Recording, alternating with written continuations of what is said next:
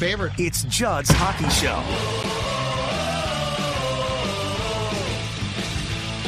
And welcome to the Judd's Hockey Show. Judd and AJ, as you're going to see on the screen, we are not at full strength. Something's wrong with Sports Dad's microphone, so we are on the same computer. Hi, folks. We're at the X. We're both here. Fortunately, Age is here.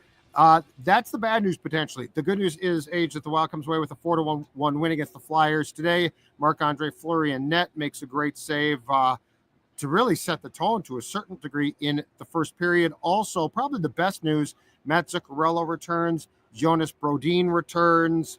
Obviously, Jules Eriksson out for a fifth consecutive game. Jake Middleton, the defenseman, who was placed on IR with a lower body injury a couple of days ago, now misses his first game. But the returns are big news.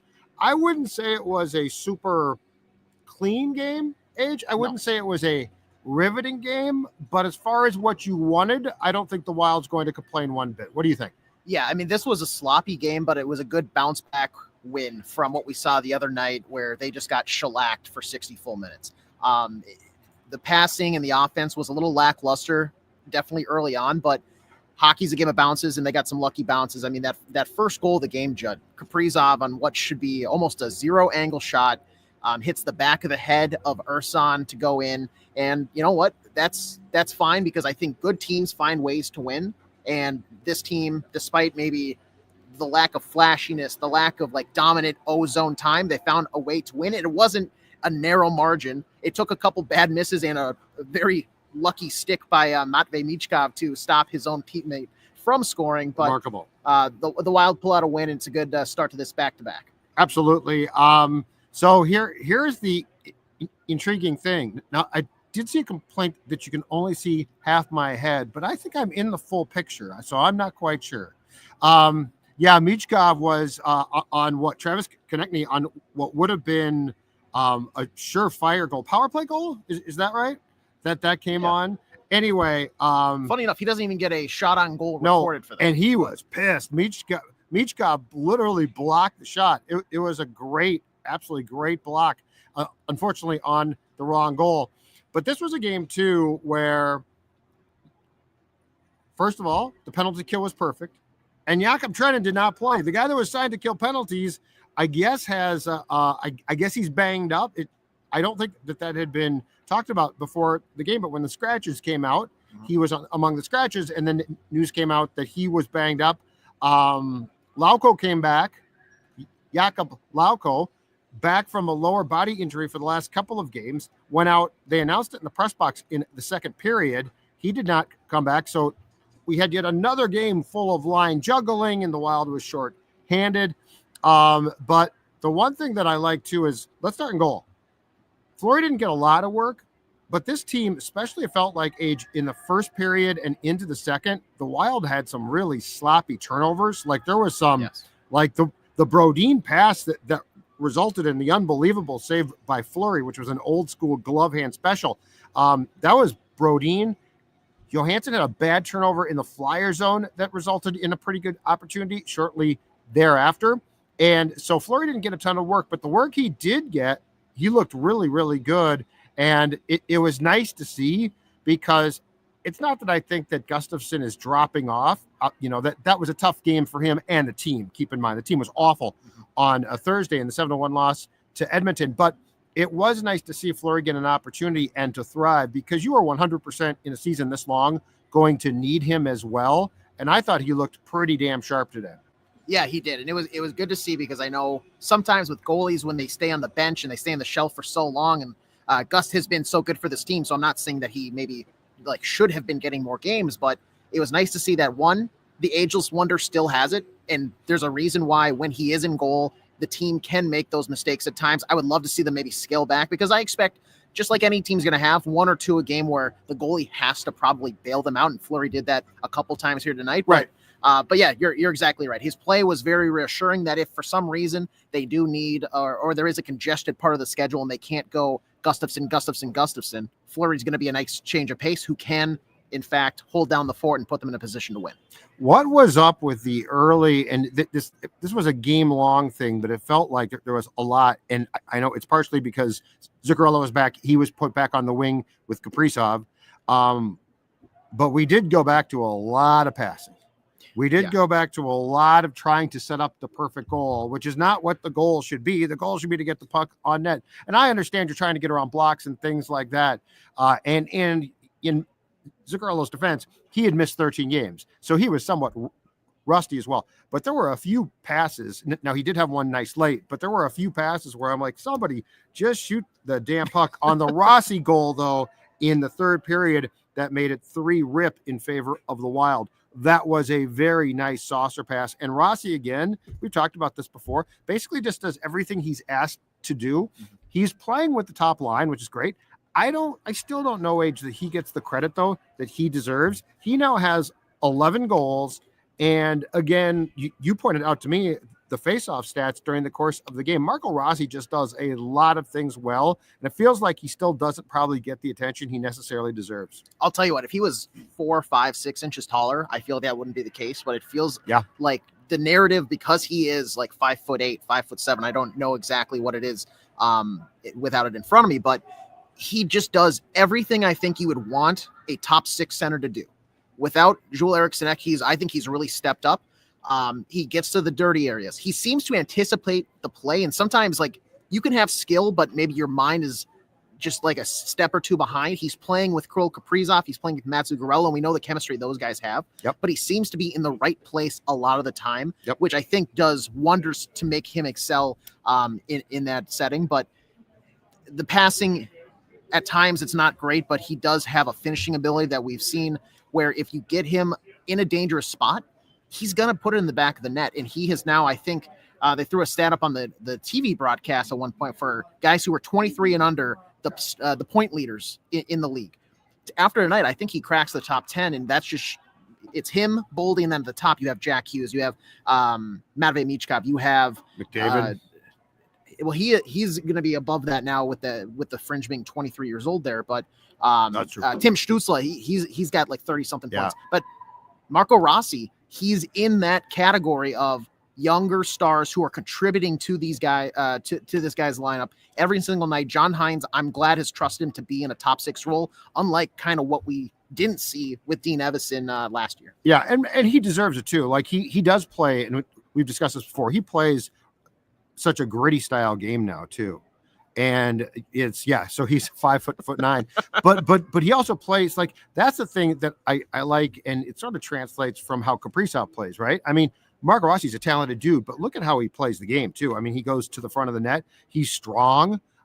It's pretty impressive. Let's talk about grit as well, because we saw third period especially, but we saw grit. First of all, Declan Chisholm's late blocks on shots. Oh yeah. He had 2 massive ones that, I mean, and they had to hurt a little bit. Yeah, and he didn't. He shook it off like it was no issue whatsoever. It was back to back, and that's late in the game where at that point the shutout for Fleury was gone.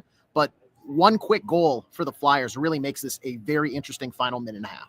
Yep, and the second guy, and this goes back to when he basically TKO'd Garnett Hathaway in a first period fight. Marcus Foligno had a lot of opportunities, did not score a goal today, but Marcus Foligno was definitely, and that last goal was gorgeous because he dove along the boards. He's the one that got it to Kaprizov for the empty net goal, which we'll get to.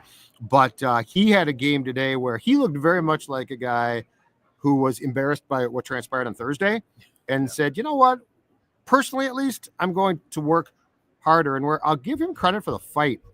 And it's his third fight in like the last 3 weeks or so, 2.5 weeks, where I'll give him credit on the fight is the Wild came out pretty dead. It's a Saturday afternoon game. We've talked about that. Afternoon games are weird. I personally love them, but it's sort of dead. And I don't think the Wild was really very with it yet. And he got in that fight and he TKO'd the guy who, as I showed you too, delivered a cheap elbow to Joel Eriksson Ek in Philadelphia, a really cheap play. Got in that fight, knocked him down. I'm not saying it turned the entire tone of the game. It really didn't. But it was just like what I consider to be part of a really, really solid effort. by a guy that probably had 2 or 3 great scoring chances, didn't score goals, but Marcus Foligno, huge contribution today. Yeah, and I know we were on his case a little bit maybe early in the season because it felt like he wasn't playing Marcus Foligno's brand of hockey, and he's found that again. It's such a I tweeted this out, but a blue collar assist. Like, sure, you clear the zone, and you end up getting the empty net goal, but the biggest part is like the effort to dive, basically go face first into the wall, getting the puck out of the zone so that you can force the Flyers to, if Kaprizov doesn't hit the empty net, regroup. That kills more time. And yeah, I think we saw it with Lauko against the Oilers on Thursday night, kind of a lackluster. They were being dominated in that first period. He drops the gloves tonight. Moose, there's a reason why he has the assistant captain patch on his chest, and we saw it again tonight. He is a leader, whether or not maybe the skill is there or not. He knows how to get these guys going. He knows how to get the crowd here at the XL Energy Center going. And I appreciate him taking care of it in an efficient manner so that we don't risk any more injuries. Yeah. Oh God, no kidding. God. Yeah. That is so true. This team was down to, like, when they started the game today, your third line, Foligno on the left wing, Goudreau at center. That's not surprising. But Ben Jones had now kicked up to the right wing there, right?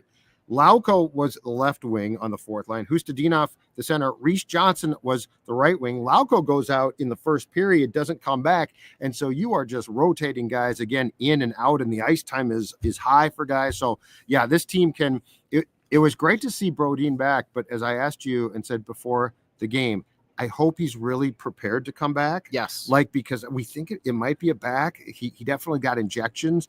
And that's a guy who, once he's back, 100% has to stay back. If he can now stay in the lineup consistently, that's such a big boon. Unfortunately, it's not like, okay, now you've got a Spurgeon and Middleton and Faber and Brodin. You're without Jake. So, but this team is 100% going through it. This is a great test of character. Like if you want hockey character tested, hockey character is being tested right now when you have some really key guys too who are out. And to address Tyler's question here, no, we don't. I know it was announced mid-game that he would not return. Hines has yet to speak to or kind of do his post-game presser, so I would assume he's doing it right now. You can see him up there. I can't. But I can't read lips. We don't have subtitles. I can't read unfortunately. Lips. But if it trends with how some other stuff has gone, I'm sure we won't know anything until tomorrow when they do some testing and along those lines. I want to ask you about this here because it was his first game back after a very unfortunate injury. But Zuccarello tonight, he picks up the assist late to pretty much put the dagger in the Flyers. What did you think of his game? A little bit rusty at times. A little rusty at times. I felt like there were opportunities to shoot when he passed, although the pass to Rossi at the end was gorgeous and was the right call. There was the attempted pass to Kaprizov, which just missed there. It was down with the Wild shooting on our end, so I think it was the first period. Yeah. So I guess I'm not surprised. I mean, again, he missed what did I say? 11 games? Or no, 13 games. Yeah. So he was out for 13 games. We all know with what, took a puck right to a place you don't want to take a puck. So no, I thought he played fine.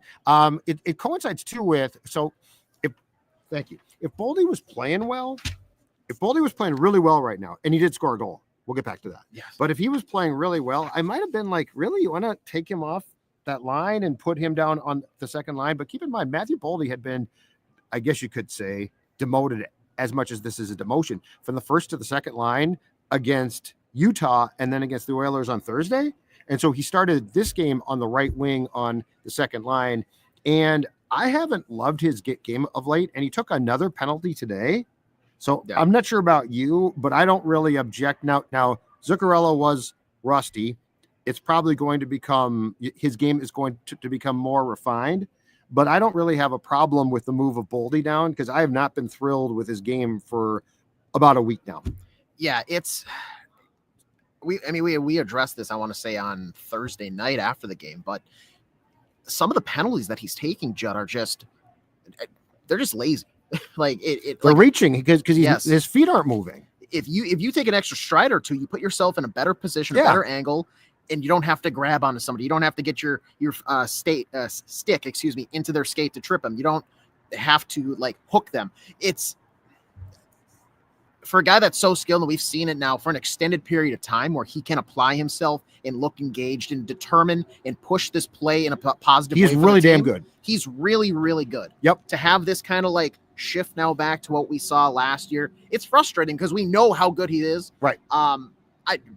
I'm still going to give him the benefit of the doubt that this is something that he's going to shake and he's going to refine his game. But I really, really need it to happen sooner than later, because if this goes another game or two where he keeps getting at least one penalty, it's like, oh, it's lazy, and all of a sudden, hey, we're going to have a puck that bounces to us, and we go in for a breakaway, we score. So, hey, I had a good game. I scored a goal. I don't want to have a serious conversation about it yet, but if it continues like this, we may have to. The breakaway was nice. The goal, which came in the second period and put the Wild up 2-0, was nice. But I will say that's a better pass by Brock Faber. Just a gorgeous stretch pass. Yes. And I'm willing to bet. In fact, I'm going to flip the sheet right now, and I'm going to look.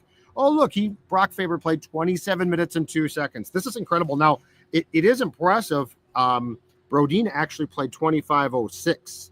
Spurgeon by comparison, who does play a lot, played 20:30. So Brodin stepped right back in, and I'm not sure about you. I didn't see him, other than the terrible pass that led to the great Fleury save. I didn't see Brodin miss a step. No. Zuccarello did look rusty, but that's on the offensive side.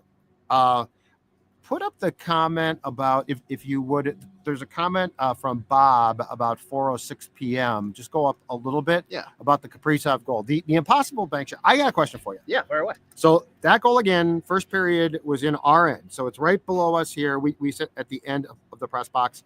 John Merrill's shot comes off the boards. Boards are lively back there. Goes to Kaprizov, and he does the rest of the work. And it's probably a bad goal, but my God, it's such a great goal. Do you think they work on that with their defenseman to Kaprizov? Because that did not look like an accidental, Bogosian misses the net, and you don't know where the puck is going to go. He's like Rick Wild Thing Vaughn. The puck is all over the place with him. With this sense, it looked like he was actually, like Merrill, to his credit, was trying to execute something, and it didn't look like your simple miss shot. I think you're exactly right, because which is saying a lot for John Merrill. If that's the case, John Merrill, kudos. I didn't know he had that in his repertoire, but yeah, that's absolutely. If you ask them, I'm sure they have practiced that. I don't know if they necessarily call it up and say, "Hey, let's try it this line." Right. But what that does, he has to get power on it. So you do essentially a half slap shot or a full slap shot. And that's going to force the goaltender to kind of go down, anticipate something. It whizzes by to the right of him. It banks off the end wall. So now it has enough heat and it's got the right angle. And he has to be essentially all the way to the wall to get that done at the right angle. But it's going to come out the other way, and you're going to have to. It's not just a quick push across. It's a gather and then a push, and that half second is more than enough to, leave a slight sliver where Kaprizov does the rest of the work and slots it home off the back of Ersan for that first goal. But yeah, I would say absolutely was a pre-planned thing, a pre-worked on thing. That wasn't a spur of the moment, because we've seen that. It jumped up the boards too. It was lively. That didn't look like an accidental late. This goes back to Thursday when we talked about the fact that this team's road record's so good and the home wasn't. Yeah. And we talked about, you got to take advantage of playing here. This is game 2 of a 5-game homestand. You got to take advantage. And those are the small things. The difference is when you're playing here and you're the Wild, the board's here. Yes. And the Sedin brothers, I know they've had that play drawn up where it's a breakout and it's a slap shot into the corner and they beat the icing and the goalie's off. That type of stuff, players work on that. They have an idea, and you can only do that more than likely in your own barn, because you're not going to be able to work on that if this is out in Philadelphia. You don't have enough time to do that in warm-ups where it's let's test. And you don't know what's going to you can test it once and it might work, but you don't know that the boards are that consistently are going to give you that rebound, or I should say that carom consistently. Yeah, absolutely. And I know you're going to love this from Big Ticket KG. Yeah, Big Ticket's right. Big Ticket's right. There's no question. Big Ticket, you're right. Trenna did not play, and the Wild PK was perfect. Accident? Granted, it did take a Michkov. Michkov. That Get was him here. Put him on the Wild. He can kill. double agent, Russian double agent. Russian double agent. Very I subtly. was not impressed, by the way, today.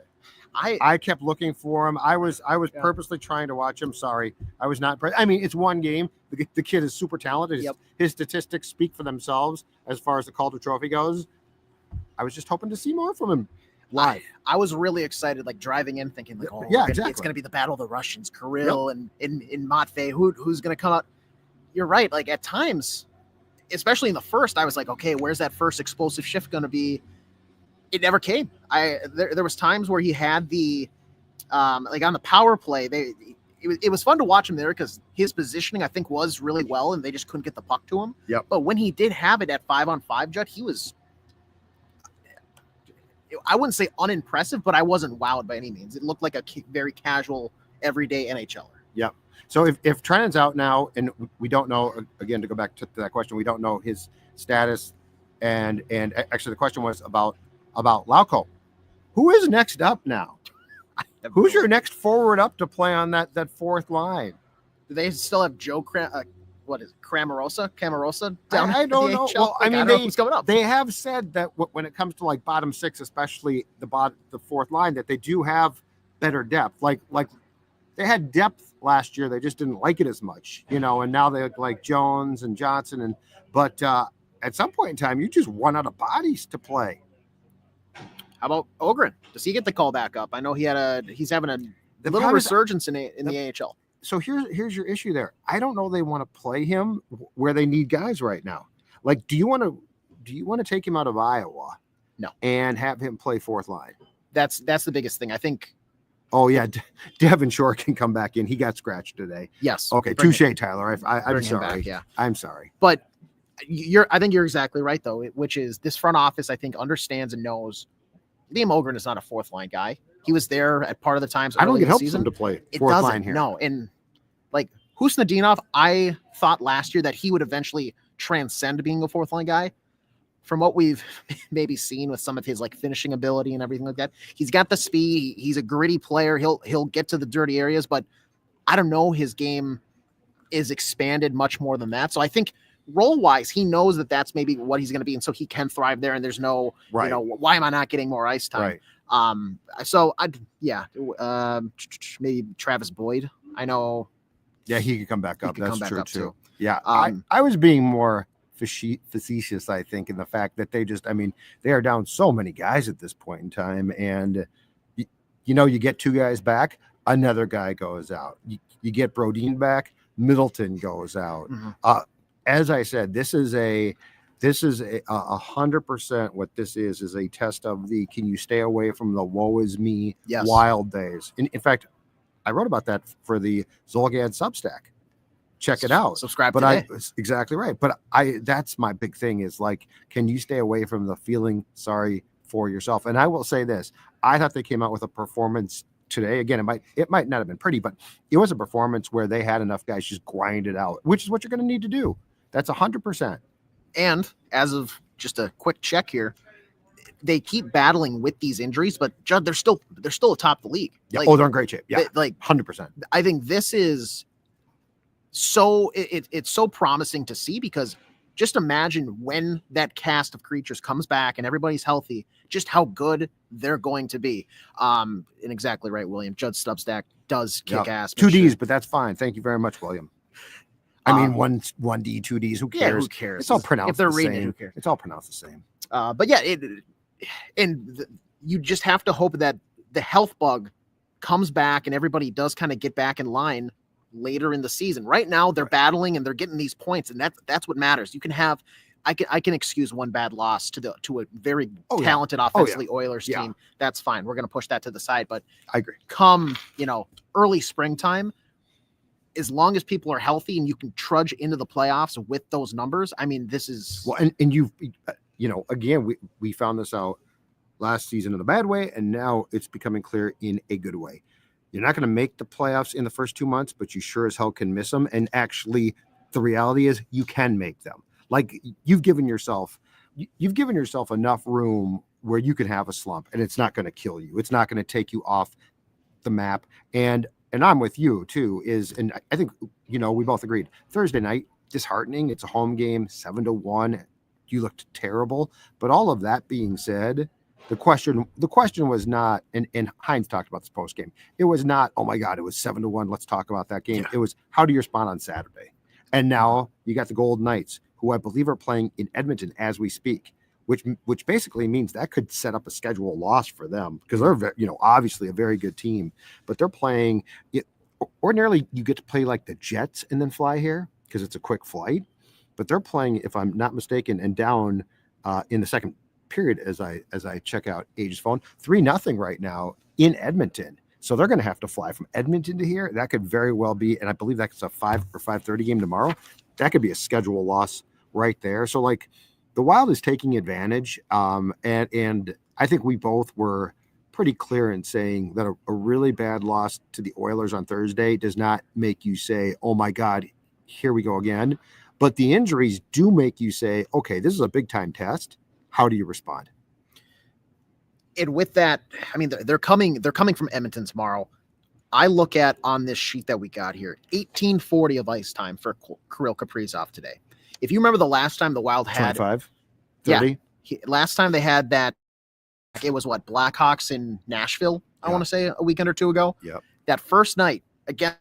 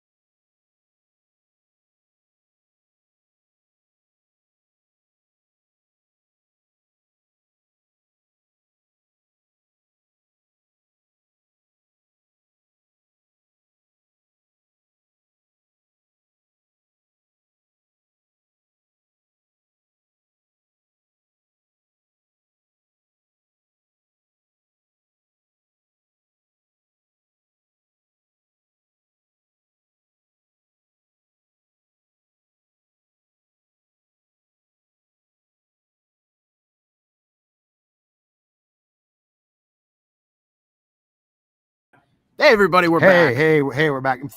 Finish your point, and then we'll get going. That's going to be great for editing. The point I'm trying to make though here is, before we were so rudely interrupted, got a bunch of people in here. Yeah, hey, thank you to everybody for staying and to show the grittiness that the team has had with injuries. We're also battling injuries of the Wi-Fi sort here. Like I was saying, last time they played a back-to-back at home here, it was that Friday night. I want to say it was against Chicago. It was 25 plus minutes of ice time for Kirill Kaprizov. 18:40 tonight.